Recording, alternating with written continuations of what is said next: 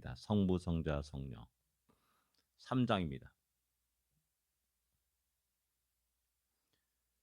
성부, 성자와 성령 찬송과 영광 돌려보내세.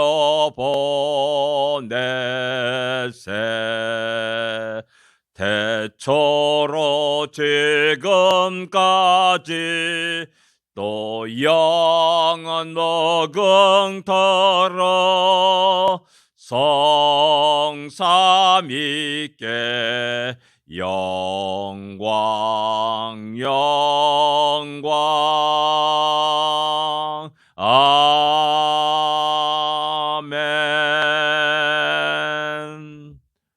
오직 우리 하나님이 영광 받으시기를 원합니다. 우리의 모든 삶이, 모든 하루하루가 그렇게 되기를 기도합니다. 304장입니다. 그 크신 하나님의 사랑. 304장입니다.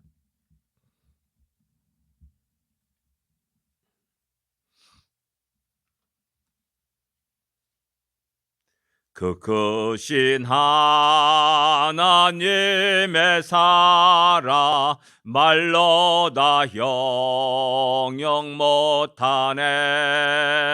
저 높고 높은 별을 넘어 이 낮고 낮은 땅 위에 죄범한 영혼 가려 그 아들 보내사 화목제로 삼으시고 죄 용서하셨네. 하나님 크신 사랑은 증량 다 못하네. 영원히 변치 않는 사랑 성도여 찬양하세. 괴로운 시절 지나가고 땅 위에 영화세할 때 주 믿지 않던 영혼들은 큰 소리 외쳐 울어도 주 믿는 성도들에게 큰 사랑 베푸사 우리의 죄 사했으리 그 은혜에 예절까. 하나님 크신 사랑은 증량 다 못하네. 영원히 변치 않는 사랑 성도여 찬양하세. 하늘을 도로마리 삼고 바다를 먹물 삼아도 한없는 하나님의 사랑 다 기록할 수 없겠네. 하나님의 크신 사랑 그 어찌 닿았을까. 저 하늘 높이 쌓아도 채우지 못하리. 하나님 크신 사랑은 증량 다 못하네. 영원히 변치 않는 사랑 성도여 찬양하세.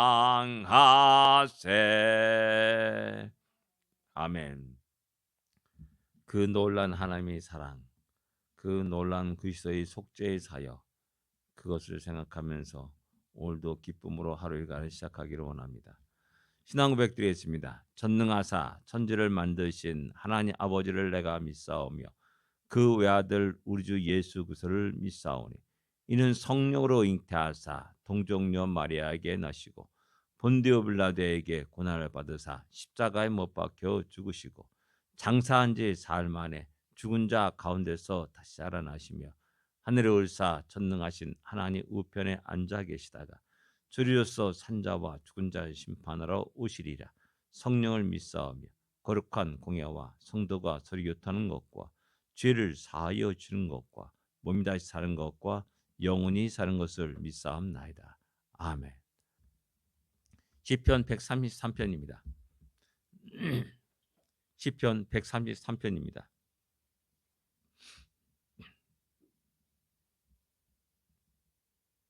같이 읽겠습니다. 보라, 형제가 연합하여 동거함이 어찌 그리 선하고 아름다운고 머리에 있는 보배로운 기름이 수염 곧 아론의 수염에 흘러서 그의 어깨까지 내림 같고 헐몬의 이슬이 시온 산들에 내림 같도다. 거기서 여호와께서 복을 명령하셨나니 곧 영생이로다. 아멘. 짧은 시, 우리가 잘 알고 있는 시입니다. 다윗의 시라라고 이렇게 표제에 기록하고 있고 성전에 올라가는 노래라라고 이렇게 표제에 기록하고 있습니다. 근데 우리 이상한 것은 다윗 시대 때는 성전이 없었습니다. 아직 성전이 시작도 하지 않은 상태. 그러나 다윗은 언제나 그 성전을 그리고 있었고 또한 설계도를 또한 솔로몬에게 그대로 넘겨주었고 성전이 이루어지기 위해서 많은 물질이 필요한데 그 물질들을 또한 준비했던 사람이 다윗임을 알 수가 있습니다. 비록 눈에 보이는 성전은 없었을지라도 다윗은 그 중심에 늘 언제나 그 성전을 그리워하면서 자신의 모든 직책과 삶을 드렸음을 성경은 우리에게 보여주고 있습니다. 그러기에 성전에 올라간 노래, 성전을 위한 노래, 그렇게 말할 수가 있습니다. 보라, 형제가 연합하여 동거함이 어찌 그리 선하고 아름다운고라고 이렇게 1절에 말씀하고 있습니다. 형제가 연합한다. 형제가 같이 동거한다. 이것은 결코 쉬운 일이 아님을 알 수가 있습니다. 자식이 많은 집안에 바람잘 일 없다라고 말하듯이 늘 끝없이 툭탁탁 싸우고 사고치고 막 이런 일들이 너무나 많이 일어납니다. 근데 사탄은 그런 형제가 함께하고 함께 일을 하는 모든 것들을 공격하기 시작합니다. 교묘한 수단으로 시기와 질투를 통해서 그들의 공동체를 깨트려 버리고 와해시켜 버립니다. 이것 모든 것들은 이스라엘 역사이기도 했습니다. 이스라엘의 아들이 12명의 아들이 있었습니다. 레아의 아들이 6명 있었고 라헬의 아들이 요셉과 베냐민, 그 다음에 그 종들의 아들이 또 나머지 4명이 있었습니다. 그 12명이 하나가 되지 못했습니다. 작당해가지고 요셉을 팔아넘겼습니다. 그리고 요셉은 수많은 고난 속에서 그는 살아야 했습니다. 형제가 형제를 팔아버리는 겁니다. 그뿐만 아니라 이스라엘 역사 속에서 유다와 에브라임 지파가 끝없이 경쟁하면서 싸웠음을 알 수가 있습니다. 남쪽 유다 왕국과 북쪽 이스라엘 왕국이 그렇게 싸워왔습니다. 12지파가 하나가 되지 못하고 늘 끝없이 분열하는 그런 모습을 보여주고 있는 겁니다. 그런데 다윗 왕 때에 이르러서 다시 그 12지파가 하나가 되며 한 왕국을 이루게 됩니다.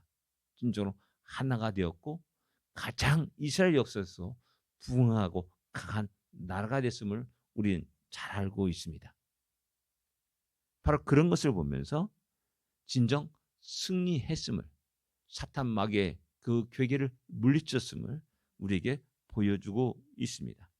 그래서 형제가 연합하는 것, 형제가 함께 살아가는 것, 하나님이 신앙의 공동체를 이루며 하나님을 찬양하며 하나님을 경배하는 그 아름다운 모습을 이 시편 133편은 우리에게 이야기해 주고 있습니다.